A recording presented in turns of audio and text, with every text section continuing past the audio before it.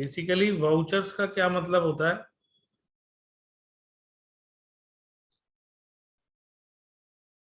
Vouchers means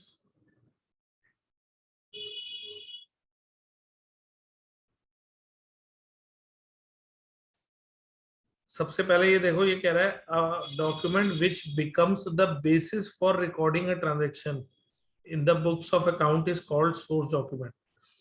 एक एक term होती है सोर्स डॉक्यूमेंट। सोर्स डॉक्यूमेंट का मतलब होता है proof of transaction.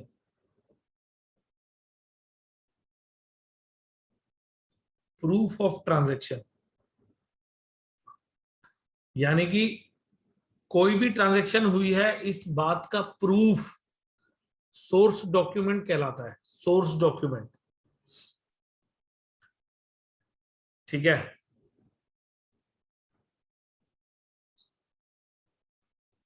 These documents show the nature and amount of the transaction and named vouchers.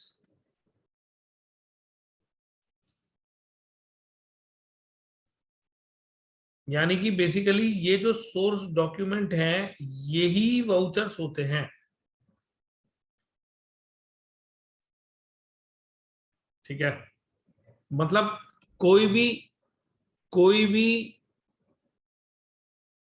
वैसे एग्जैक्टली सही वर्ड बोलूं तो सोर्स डॉक्यूमेंट और वाउचर्स में थोड़ा सा डिफरेंस है, ठीक है। ये मैं स्टेटमेंट थोड़ी सी रेक्टिफाई कर रहा हूं। Source documents are the documents which are proof of transaction. ये इन्होंने स्टेटमेंट गलत लिखी हुई है, ठीक है। इस स्टेटमेंट को हटा दो। A document which becomes the basis for recording a transaction is called source document. अब इसके एग्जांपल्स में है बिल्स, रिसिप्ट्स, ठीक है, इनवॉइसेस,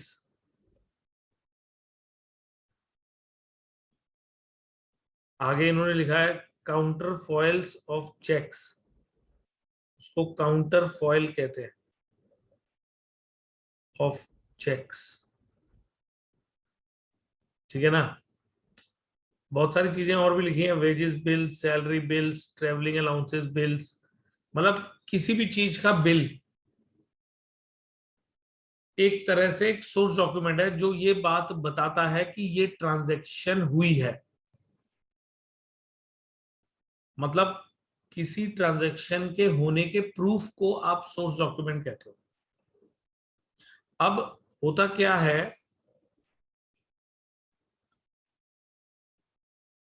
सोर्स डॉक्यूमेंट के बेसिस पे हम लोग बनाते हैं वाउचर्स, और वाउचर्स के बेसिस पर रिकॉर्डिंग होती है। वाउचर्स के बेस पे रिकॉर्डिंग होती है, यानी कि वाउचर्स एक तरह से सोर्स डॉक्यूमेंट से बनाए जाते हैं। अब कोई उन्हें ही सोर्स डॉक्यूमेंट कहे तो भी कुछ एक तरह से गलत नहीं है, but vouchers actually source document नहीं होते, सोर्स डॉक्यूमेंट से बनाए जाते हैं वाउचर्स, और फिर वाउचर से रिकॉर्डिंग होती है, ठीक है। अभी समझ में आ जाएगा। तो बेसिकली हम ये डिस्कस कर रहे थे कि वाउचर्स क्या होते हैं। एक बार मैं क्लियर कर रहा हूं फिर बताता हूं दोबारा।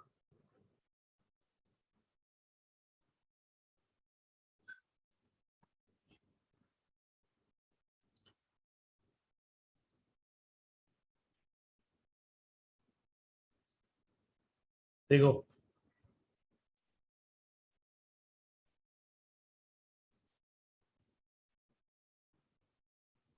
सर हाँ जी बोलो। सर इस चैप्टर में जैसे पूरा थ्योरी है कि इसमें भी कुछ प्रैक्टिकल है? जरा सा प्रैक्टिकल भी है।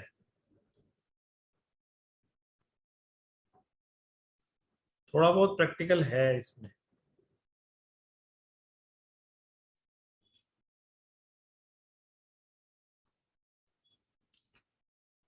ठीक है, जरा सा प्रैक्टिकल है, वो बताऊंगा क्या है।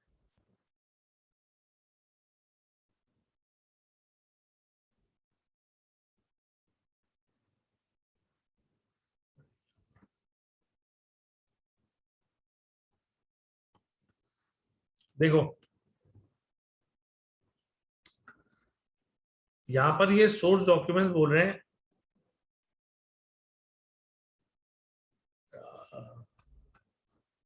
एक minute.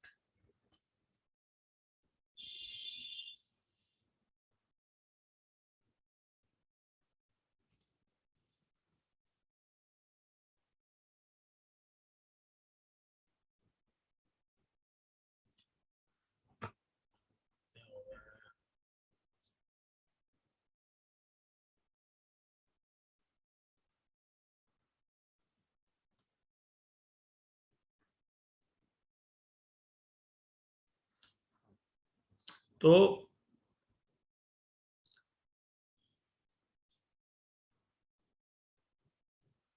accounting deals in facts which actually happen and can be verified by documentary evidence known as source documents। मैंने अभी थोड़ी देर पहले कहा था, सोर्स डॉक्यूमेंट का मतलब होता है proof of transaction. Proof of transaction मतलब एक ट्रांजैक्शन हुई है, उसको साबित भी किया जा सकता है क्योंकि हमारे पास उसका सोर्स डॉक्यूमेंट है। तभी गवर्नमेंट कहती है तभी गवर्नमेंट कहती है कि हर चीज का बिल लो, क्योंकि बिल इज द प्रूफ। अगर आपके पास प्रूफ नहीं होगा तो आप उस ट्रांजेक्शन को रिकॉर्ड नहीं करोगे तो वो जो मनी उससे जनरेट हो रही है दैट इज ब्लैक मनी। और अगर आपके पास अपनी ट्रांजेक्शन का प्रूफ है then it is white money. समझ रहे हो आप? ठीक है। अब यहां पर सबसे पहले जो आपके एमसीक्यूज बनेंगे, उन एमसीक्यूज के अंदर एक एमसीक्यू तो जरूर होगा टाइप्स ऑफ सोर्स डॉक्यूमेंट्स का, कि सोर्स डॉक्यूमेंट कौन कौन से हैं। अब जैसे मैंने यहाँ पे लिखा हुआ है cash memo, invoice and bills, receipt, pay-in slip, cheques, debit note, ये सारे के सारे एग्जाम्पल्स हैं सोर्स डॉक्यूमेंट के। तो अगर ए बी सी तीन में इनमें से कोई हो और डी हो ऑल ऑफ द अबव, और क्वेश्चन हो एग्जाम्पल्स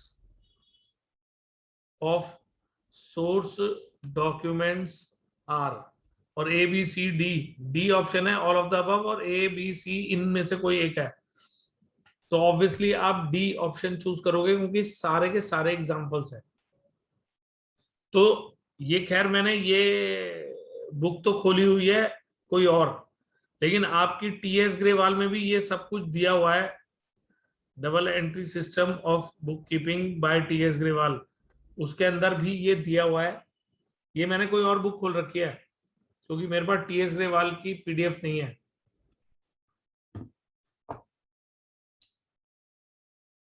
ठीक है, तो ये तो हो गए सोर्स डॉक्यूमेंट्स।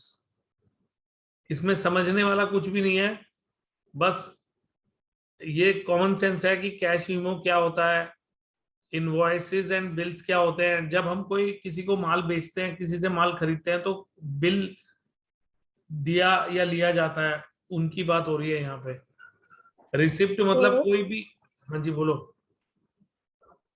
सर मेरे को एक क्वेश्चन आया था टेस्ट में, उसमें डाउट था, इसी पे ही था, credit note and debit note, ये टाइप्स ऑफ ये जो है हम्म। Source document. तो सर मैं एक बार क्वेश्चन बताऊं? हाँ हाँ बोलो बोलो। सर ये था, if purchaser of good returns then he will prepare credit note और डेबिट नोट और बोथ। देखो, मैंने आपसे कल एक बात कही थी जब हम गुड्स परचेज करते हैं, परचेज करने पर क्रेडिटर्स क्रिएट होते हैं और सेल करने पर डेटर्स क्रिएट होते हैं। ये तो क्लियर है ना सबको? Yes sir. क्रेडिट परचेज करने पर क्रेडिटर्स क्रिएट होते हैं और क्रेडिट सेल करने पर डेटर्स क्रिएट होते हैं। ओके। Yes sir. अभी अगर आप परचेज रिटर्न कर रहे हो, अगर आप परचेज रिटर्न कर रहे हो और एक ऑप्शन है सेल रिटर्न कर रहे हो, तो जब आप परचेज रिटर्न कर रहे हो तो आपको किसको कम करना होगा? अपनी बुक्स में किसको कम करना होगा? गुड्स को। नहीं नहीं नहीं, गुड्स तो होंगे ही होंगे, वो तो छोड़ो। मैं पर्सनल अकाउंट की बात कर रहा हूं, पर्सनल अकाउंट। हमें क्रेडिट अपनी बुक्स में क्रेडिटर क्रेडिटर्स को कम करना होगा, क्रेडिटर्स को। ये तो मानते हो? मैंने किसी के 20,000 देने हैं, अगर मैं उसको 3,000 का सामान वापस कर दूंगा तो अब मैंने उसके कितने देने हैं? 17। यानी कि आपने अपनी लाइबिलिटी कम करी ना। यस आपने सर। अपने क्रेडिटर्स को कम किया ना। तो क्रेडिटर्स को कम करने के लिए हम उनको डेबिट नोट इशू कर देते हैं। डेबिट नोट इशू कर देते हैं कि हमने आपको अपनी बुक्स में डेबिट कर दिया है। ये इस बात का प्रूफ हो गया। देखो,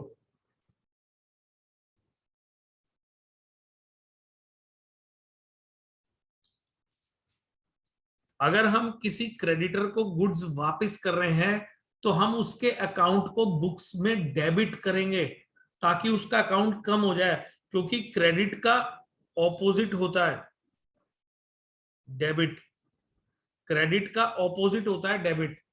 तो अगर आपने क्रेडिटर को कम करना है तो डेबिट करना होगा। समझ गए? Yes sir. और अगर डेटर्स को कम करना है तो क्या करेंगे तो श्याम? तो उसको क्रेडिट क्रेडिट। करेंगे। ठीक है? Okay sir. तो बहुत सिंपल सी बात है, क्रेडिटर्स को डेबिट नोट देते हैं, डेटर्स को क्रेडिट नोट देते हैं। बस ये बात ध्यान रखना, क्योंकि ये चीज की नौबत सिर्फ तब आती है जब हम उनसे खरीदा हुआ माल उनको वापस करें या बिका हुआ माल हमारे पास वापस आए। ये नौबत ही तब आती है, डेबिट नोट वाली या क्रेडिट नोट वाली। समझ गए? और इनके ऊपर डेफिनेटली एमसीक्यू बनाते हैं टीचर, क्योंकि उन्हें पता है कि बच्चों को क्लियर नहीं होती ये बात। और ये वाउचर के चैप्टर से ही जुड़े हुए हैं ये सारे सवाल। यस सर, एक जीएसटी का था। और जीएसटी का भी बोलो, कोई बात नहीं। यस सर, इनपुट ये क्रेडिट ऑफ बस हाँ बोलो।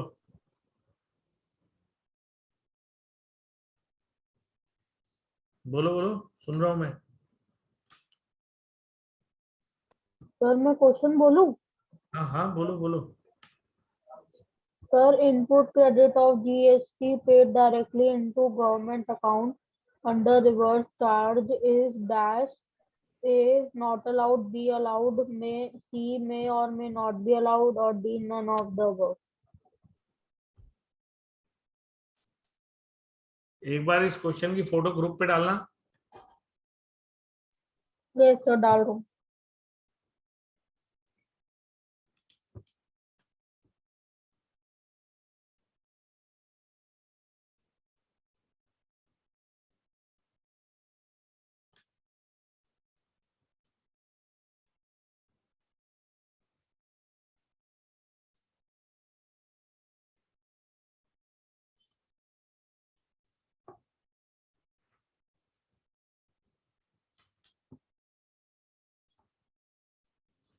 Input credit of GST paid directly into government account under reverse charge is not allowed, may or may not be allowed, none of Input credit of GST paid directly into government account.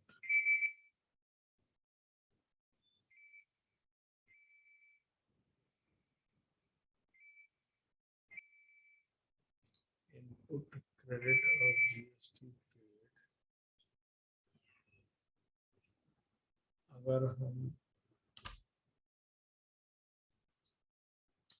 अगर हम goods को purchase करते हैं,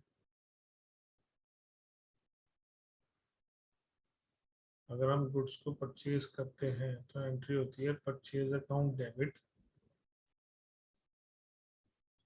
input CGST, input SGST to cash और राम जो भी होगा।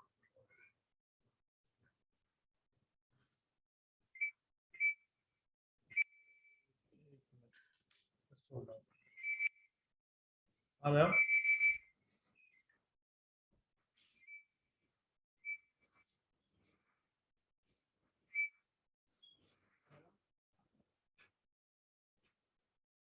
आएगा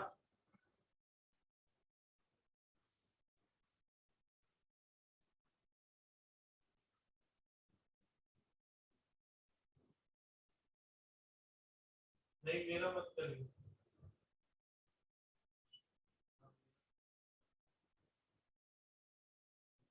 साक्षी आ गई है?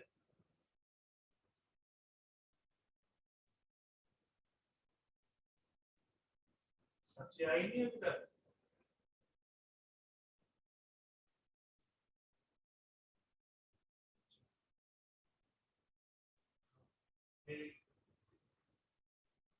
हाँ नहीं,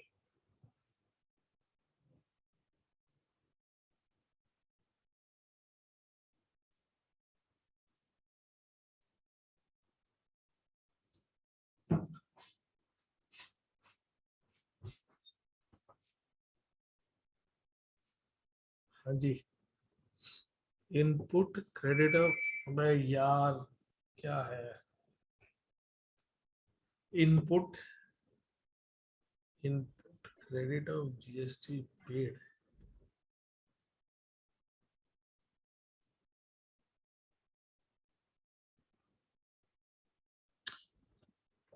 इस क्वेश्चन को ना मैं देख के बताता हूँ, क्योंकि इससे रिलेटेड क्वेश्चन बिना कंफर्म किए आंसर देना सही नहीं है। ठीक है, इस क्वेश्चन को, हाँ जी बोलो। सर मैंने ये TS ग्रेवाल में एक ऐसा पॉइंट पढ़ा था, उसे एक बार पढ़ के बताऊं? हाँ बताओ। सर ये था कि it means that the GST is not charged by the seller but it is paid by the purchaser directly in the government account and is allowed input credit of GST paid under reverse charge। और sir इसकी transaction दे रखी है journal entry की example से। Payment of fee to lawyer for use of copyright, professional fee account to एक बार जहां से प्रोफेशनल भी ये फी। चीजें पढ़ रहे हो उसका भी स्क्रीनशॉट डाल दो जरा ग्रुप पे ही, मैं उसे भी खोलता हूँ। Yes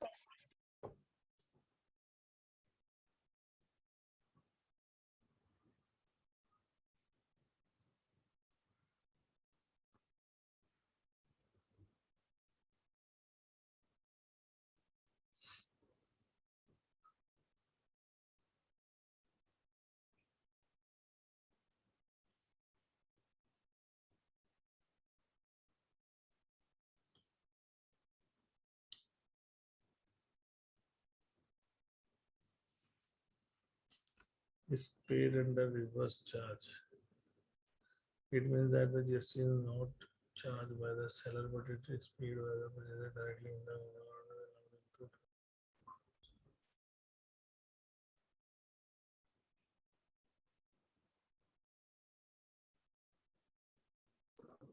sir. हाँ जी, सर इससे पहले वाला भी मैंने अभी पढ़ा है, वो भी समझ नहीं आ रहा क्या है, मतलब अलग सा ही लग रहा है कुछ पढ़ने में। भेजना भेजना।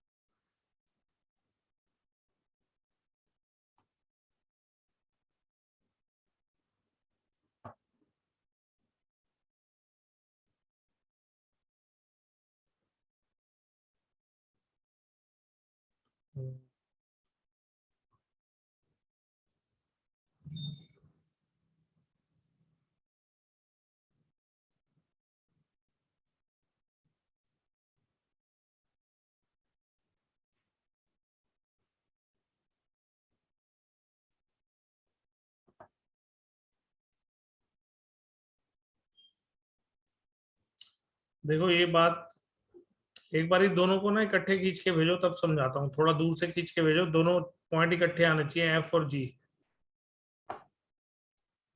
सर इससे पहले जैसे एक पेज पूरा ये रिवर्स एंट्री का दे रखा है पूरा, वो भी मैं दे दूं? समझाता हूँ, आप सिर्फ नहीं, मेरे को एफ और जी पॉइंट इकट्ठे भेजो, मैं उसी में समझाता हूँ आपको बात। Okay sir.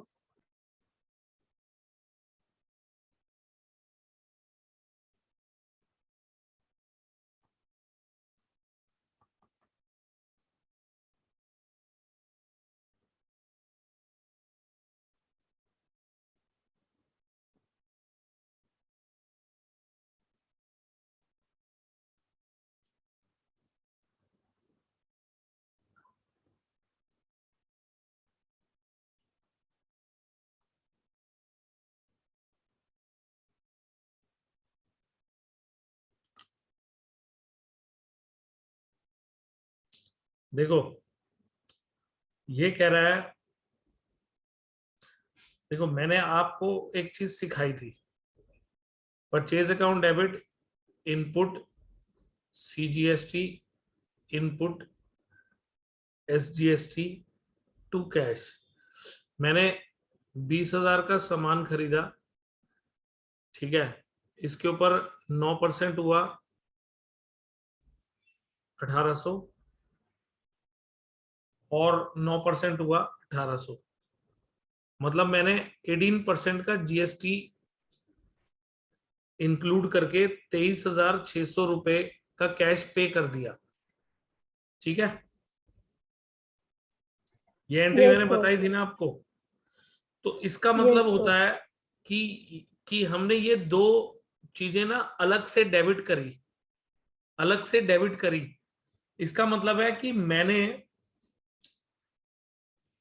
ये जो पैसा दिया है ना, ये मैंने सीधा सीधा, मतलब ये इनपुट सीजीएसटी और इनपुट एसजीएसटी के अकाउंट में डेबिट कर लिया है। अब जब मैं इस माल को बेचूंगा तो cash account debit to sales to output CGST output SGST. अब मान लो मैंने वो चीज 30,000 में बेची, जो 20 की चीज थी वो 30 में बेची, तो 30 का 9% हुआ 2700, और ये 2700, ये हुआ ना। Yes sir. तो इसका मतलब है मैंने आगे से ये पैसे ले लिए ना दोबारा, मतलब मैंने पहले खर्चे और बाद में ले लिए, ठीक है। Yes sir. तो अब मैं क्या करूंगा, अब मेरा जो अगला कदम है वो ये होगा, इन दोनों की बात कर रहा हूं अब मैं। Output CGST debit to input CGST to cash, to cash.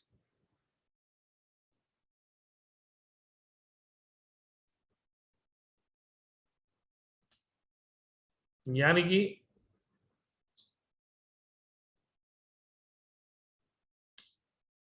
इसका मतलब है 2700 में से 1800 मैंने एडजस्ट कर लिए, 2700 में से 1800 मैंने एडजस्ट कर लिए। मतलब मैं इसको यूं समझूंगा कि मैंने जो 1800 रुपए खर्चे थे वो मेरे पास वापस आ गए, और 900 रुपए मैं गवर्नमेंट को दे दूंगा क्योंकि वो मैंने एक्स्ट्रा जीएसटी चार्ज किया है। समझ गए? यही कहा यस था ना सर। मैंने। तो अब यहां पर वो कह रहे हैं, it means that GST is not levied, मतलब charge by the seller, but is paid by the purchaser directly in the government account. And is allowed input credit of GST paid under reverse charge. इस पूरी line का मतलब यह है कि GST जो है ना वो माल खरीदने वाला भर चुका है, जैसे मैंने 1800 भरा, और मतलब मैं डायरेक्टली गवर्नमेंट को दे चुका हूं, और अब मैं क्या कर रहा हूं, सेलर से मैं उस पैसे को लेकर उस इनपुट एंट्री को रिवर्स कर दूंगा, जैसे मैंने यहां पे की। इसको रिवर्स करना कहते हैं, मतलब इसको एडजस्टमेंट करने की बात कर रहा हूं मैं। मतलब इट इज अलाउड कि मैं आगे से जो टैक्स ले रहा हूं उसमें मैं इसकी रिवर्स एंट्री कर दूं, समझ रहे हो? मतलब उसको रिवर्स करना अलाउड है मेरे को, ठीक है? Yes, sir. लेकिन लेकिन अब जो ये एफ पॉइंट है इसमें वो कह रहे हैं if input credit of GST paid is not allowed, GST paid is an expense and is debited to expense or asset account। अब यहां पर ये क्या कर रहे हैं, रिपेयर्स टू बिल्डिंग। अब मैंने बिल्डिंग में रिपेयर्स करवाई, ठीक है, मैंने बिल्डिंग में रिपेयर्स करवाई 1 लाख रुपए की, और उसके लिए मैंने जिनसे भी करवाई उनको मैंने, मतलब उनसे मैंने जब बिल लिया तो मैंने 18% का जीएसटी भरा, तो 1 लाख के ऊपर 18% मतलब 18,000 का जीएसटी हो गया। तो 1,18,000 रुपए मैंने खर्चे हैं ना, किसके लिए खर्चे हैं? Building repair. तो ये कह रहे हैं कि अब जब आप बिल्डिंग को रिपेयर कराओगे तो यहां पर इनपुट सीजीएसटी या एसजीएसटी का अकाउंट डेबिट नहीं करोगे, क्योंकि हम इसका रिवर्स क्रेडिट नहीं ले सकते, क्योंकि ये खर्चा हमने अपने लिए किया है, हम एंड यूजर हैं, मैंने आगे बेचना थोड़ी ना है। इसका मतलब है जिस भी चीज पे मैं ये पैसा खर्च रहा हूं उस चीज की कॉस्ट में जोड़ दूंगा मैं ये अमाउंट, मतलब एक तरह से वो उसकी कॉस्टिंग हो गई। रिवर्स करने का मतलब है, रिवर्स करने का यहां मतलब है कि मैं वो चीज आगे से वसूल लूंगा, उसको रिवर्स करना कह रहे हैं यहां पे, मगर यहां नहीं मैं वसूल सकता, इसलिए दिस इज नॉट अलाउड, ठीक है? Okay, sir. तो यहां पर ये पॉइंट है, क्लियर हुआ?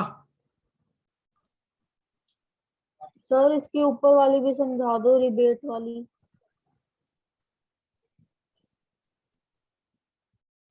सर रीजॉइन करनी है क्लास? क्या टाइम रह गया?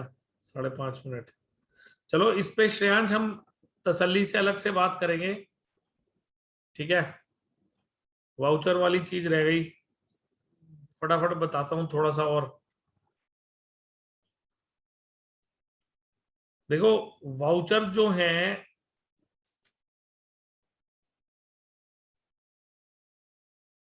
वो इन शॉर्ट होता है, इसको मैं ऐसे बोलूंगा कि हम ना सोर्स डॉक्यूमेंट से वाउचर बनाते हैं और हम अकाउंटेंट के हाथ में वाउचर पकड़ा देते हैं ताकि अकाउंटेंट वाउचर से एंट्रीज को रिकॉर्ड कर दे। हम सोर्स डॉक्यूमेंट अकाउंटेंट के हाथ में नहीं पकड़ाते, हम वाउचर्स पकड़ाते हैं। जितने भी बड़े बड़े बिजनेस होते हैं उन सब में इस तरह से सिस्टम बनता है कि हर सोर्स डॉक्यूमेंट से एक वाउचर बनता है और उस वाउचर को अकाउंटेंट देख देख के सारी एंट्रीज बुक्स में चढ़ाता है। यानी कि वाउचर को भी कोई, मतलब अकाउंटेंट के लिए तो वाउचर ही सोर्स डॉक्यूमेंट है। और छोटे बिजनेसमैन क्या करते हैं कि सीधे सीधे सोर्स डॉक्यूमेंट ही अकाउंटेंट को पकड़ाते हैं। छोटे वाले बिजनेसमैन वो कहते हैं ये मेरे 10 बिल हैं, ये ले, ये इन बिल से देख देख के चीजें चढ़ा दे। लेकिन बड़े बिजनेस के अंदर सब कुछ सिस्टम से होता है, छोटे बिजनेस के अंदर वो कहते हैं कि ये लो बिल से ही चढ़ा दो, कौन वाउचर बनाएगा। तो वाउचर एक तरह से सोर्स डॉक्यूमेंट को ही एक तरह से एक रिटर्न पेपर पे लिख के हम अकाउंटेंट को देते हैं, उसे वाउचर कहते हैं। तो वाउचर जो है वो दो तरह के होते हैं, एक को बोलते हैं कैश वाउचर और एक को नॉन कैश वाउचर्स। तो कैश वाउचर्स और नॉन कैश वाउचर, ये दो टाइप के वाउचर्स की डिस्कशन हम नेक्स्ट क्लास में कंटिन्यू करेंगे। कर तो खत्म आज ही देता, लेकिन अब रह गई तो रह गई, बट सर हाँ जी, सर आप ऑफलाइन कब से शुरू करोगे? बस जल्दी ही करूंगा मैंने प्लान बना लिया है। मैं थोड़ा सा इंस्टीट्यूट की सफाई भी करवानी है, वहां सामान पड़ा रहता है तो वहां गंद मचा हुआ है, मतलब जल्दी कर दूंगा। और मैं अपनी हर क्लास को रिकॉर्ड करने की भी प्लानिंग रखूंगा, ताकि जो बच्चा नहीं आ सकता वो भी लाइव मेरी क्लास को देखता रहे और रिकॉर्डिंग भी होती रहे साथ साथ, ताकि आप लोगों को बाद में भी यूट्यूब पे वो क्लास मिल सके। बस उसके लिए मैं गौरीश के साथ थोड़ी सी सेटिंग इंस्टीट्यूट में बना के फिर क्लास शुरू करूंगा, पर अक्टूबर के अंदर ही शुरू होगी। और सर एक दो क्लासेस में डेप्रिसिएशन करवा देना उसका भी मैं स्टार्ट। करता हूँ, उसका भी मैं करता हूँ डेफिनेटली। ठीक है, तो हम इस डिस्कशन को नेक्स्ट क्लास में कंटिन्यू करते हैं और नेक्स्ट क्लास में खत्म कर दूंगा ये चैप्टर। सर कल कल 8 PM ना? नहीं, कल फ्राइडे है ना, कल वाले दिन 9 PM, MWF में 9 PM। Okay sir. ठीक है ना, तो कल हम आधे घंटे की लेंगे, ये चैप्टर खत्म हो जाएगा, ज्यादा बड़ा नहीं। ठीक है, कल मिलते हैं। Okay sir.